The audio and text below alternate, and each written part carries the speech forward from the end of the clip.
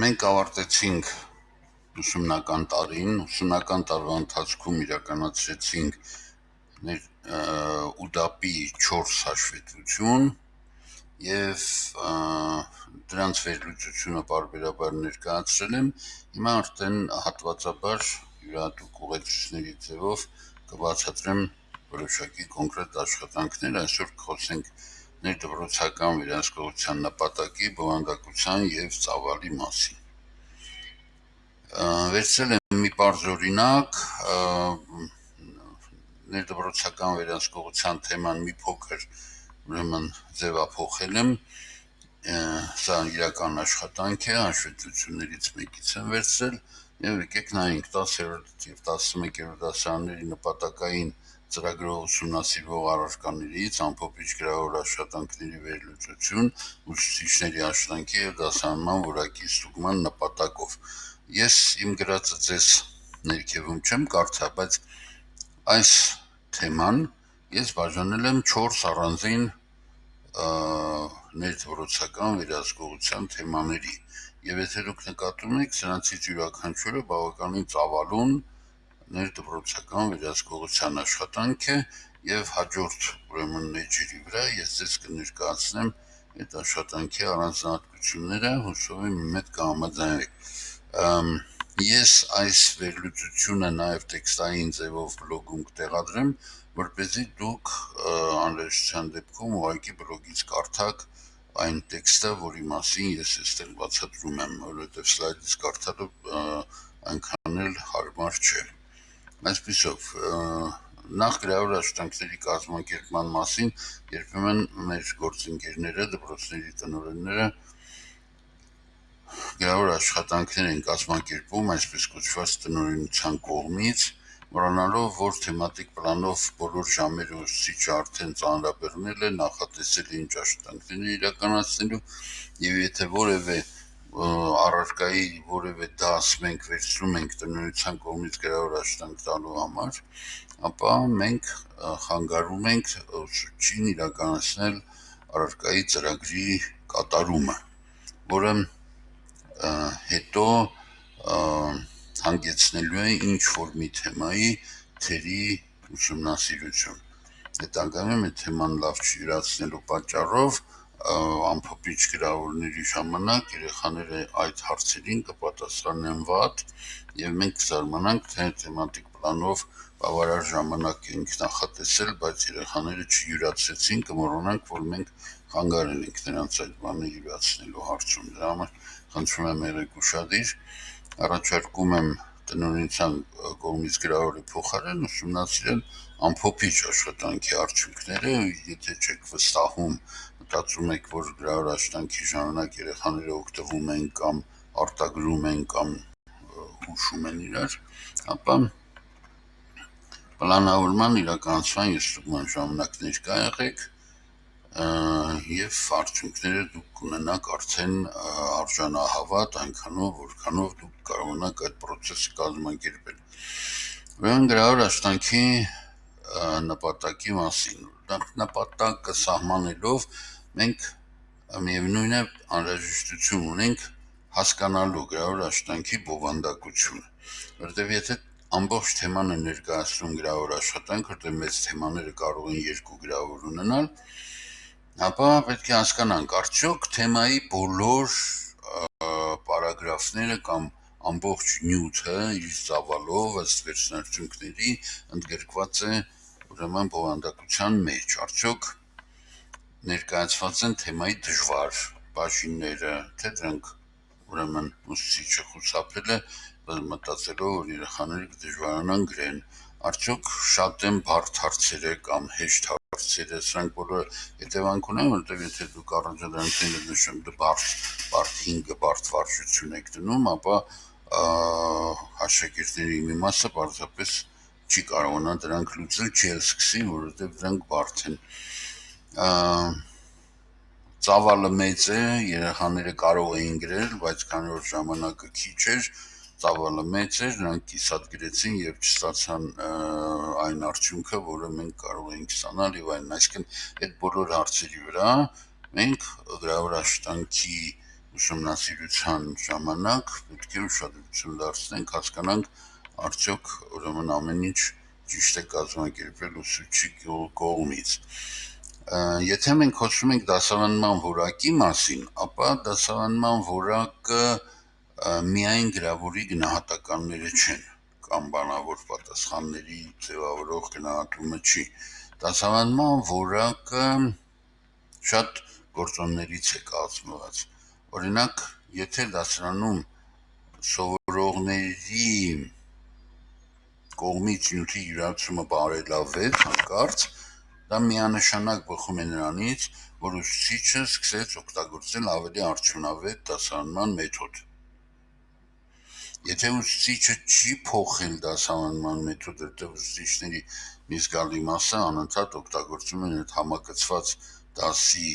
կառուցվածքը, որտեղ եւ նոր նյութ են հաղորդում, եւ գործնական աշխատանք եւ այլն, եւ դասի հարցում եւ հանկարծ բարելավվեց որակը, ուրեմն այստեղ մենք պետք է նկատի ունենանք, որ աշակերտը կամ աշակերտները նյութը յուրացրել են արդեն ինքնուրույն, անկախ ուսուցչի մեթոդից, այսինքն սովորել են ուսուցչի հետ, բայց նաեւ դրանից հետո ինքնուրույն գուցե տանը նրանց օգնել են ծնողները կամ քույրերն ու եղբայրները, բայց միևնույն է դա ավելի շատ երեխայի չարչարանքի արդյունքն է, քան ուսուցչի ներդրումը այդ աշխատանքի մեջ։ Հետևաբար մենք պետք է այդ ամեն ինչը նկատենք։ Իհարկե կան ուրեմն իրավիճակներ, երբ որ տվյալ ժամանակաշրջանում, օրինակ, չգիտեմ, գարնանը, թեման թեթև է, ուսուցիչը գործնական աշխատանք է կազմակերպում, հետազոտություն է կազմակերպում, հեշտ է իրականացնել, թեման հեշտ է, երեխաները հեշտ յուրացնում են եւ դրա արդյունքում որակը բարձրանում է։ Հետո հաջորդ թեման բարդ է, ուսուցիչը վերադառնում է իր ուրեմն ստանդարտ մոտեցմանը, հին մեթոդին, որին արդյունքում ընկնում է, եթե դուք նախորդ տարի էլ համեմատեք սովորողների գնահատականները կամ ձևավորող գնահատականները այդ կոնկրետ թեմայի մասով, դուք կարող եք նկատել, որ այդ ժամանակ էլ անցած տարի էլ, նախանցած տարի էլ այդ պահին թռիչքաձև հաջողություն է արձանագրվել յուրաքանչյուր դասարանում, որը նշանակում է, որ ուսուցիչը միշտ չի, որ այդ ուղղությամբ ինտենսիվ աշխատում է, այլ պարբերաբար ուրեմն թեմայի բարդությունից կամ պարզությունից ելնելով։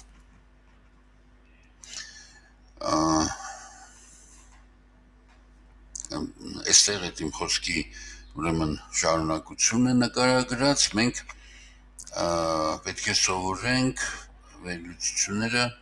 կատարել նպատակային եւ խորքային համեմատելով նախորդ հաջորդ նյութերը իրար հետ։ Սա շատ կարևոր է եւ ձեր ուշադրությունը այս մասով հրավիրում եմ նրա վրա, որ մենք եթե անցած տարի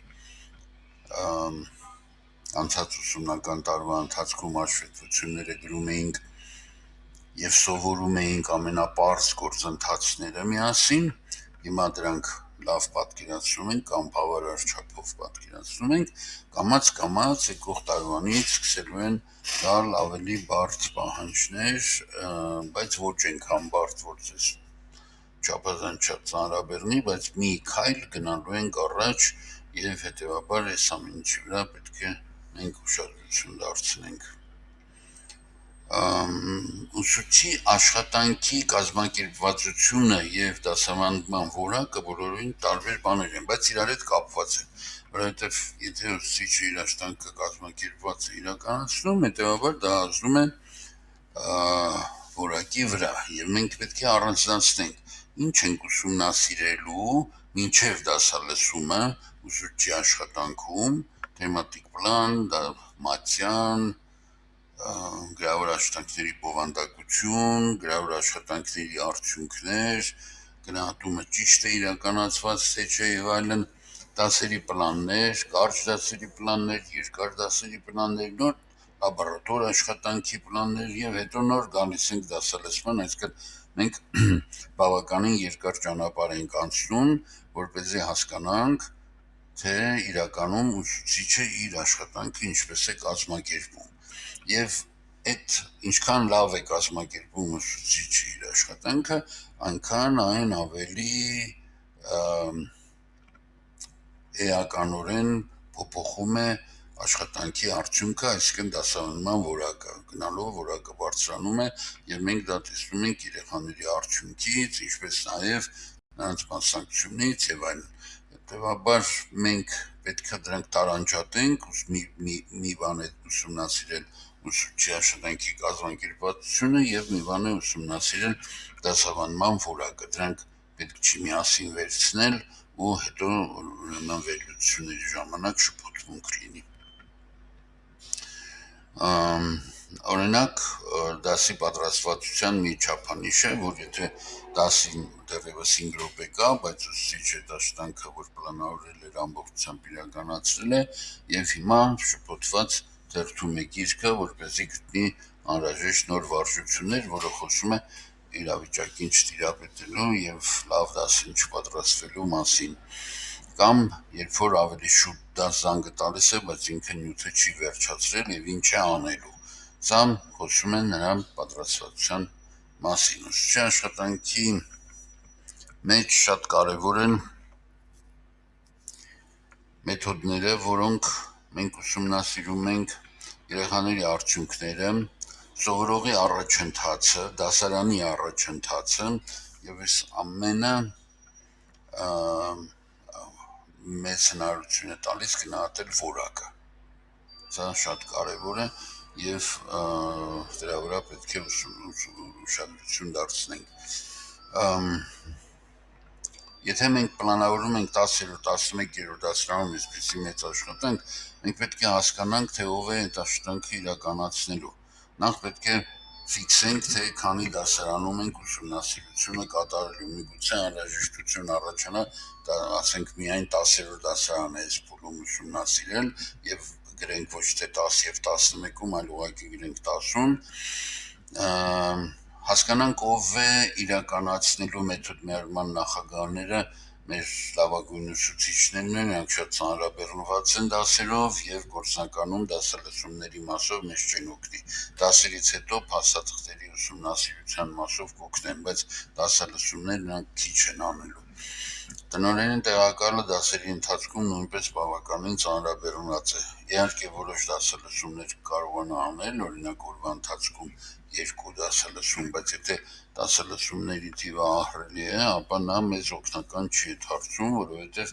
ունի բավականին ծանրաբեռնված աշխատանք հենց դասերի ընթացքում, կօգնի դասերից հետո նորից։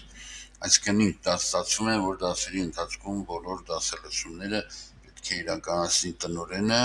օգնության կանչելով այն ուսուցիչներին, որ որոշակի ժամերին պատուհան ունենք, հասկանում եք, որ դա արդյունավետ չէ, դրա համար պլանավորման ժամանակ տնօրենը պետք է այս ամեն ինչը հաշվի առնի։